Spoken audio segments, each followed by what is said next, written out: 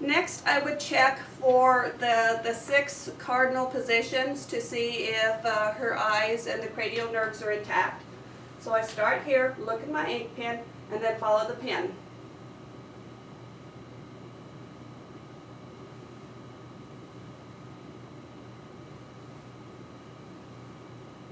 Good. And what I'm looking for is if there is any unusual movements of her eyes, if there's any presence of what they call nystagmus, which is the jumping of the eye when it gets off to one side, and that would be a sign that there's some kind of a cranial nerve problem. Okay, next thing I'm going to do is look at her ears.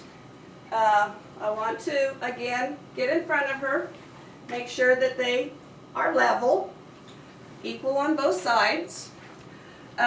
One of the things that you do when you're checking eyes is you want to draw an imaginary line from the inner to outer corner of the eye to the top of the ear. For most people, that should be, that imaginary line, the top of the ear should either be at that line or slightly above it.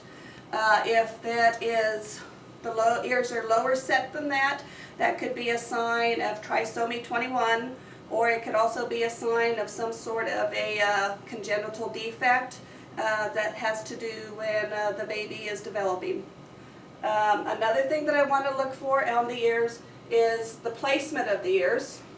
And when I have my imaginary line here, then I do another imaginary line straight up, and it should be 10 degrees or less. If you have a greater degree, then there again it could be a sign of trisomy 21 or some other congenital defect. Okay, so now I want to palpate the auricles of her ears, seeing if I'm finding any lumps, any problems. I do that onto both sides.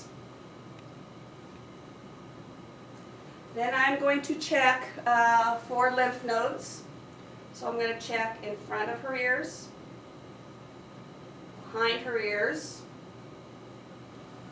Then I'm going to go down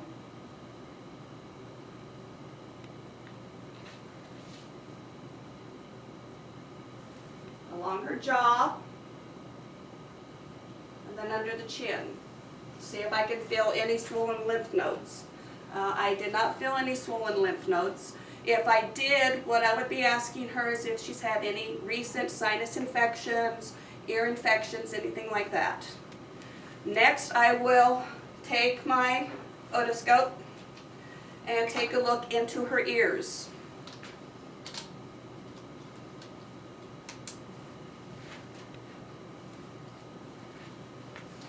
Okay, with an adult, you pull the ear, the peanut of the ear, up and back.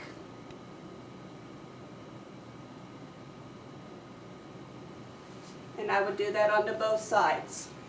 If I notice any redness, any signs of water, or anything like that, I would ask her if she's been having any trouble with earaches, sore throats, and that sort of stuff. Next,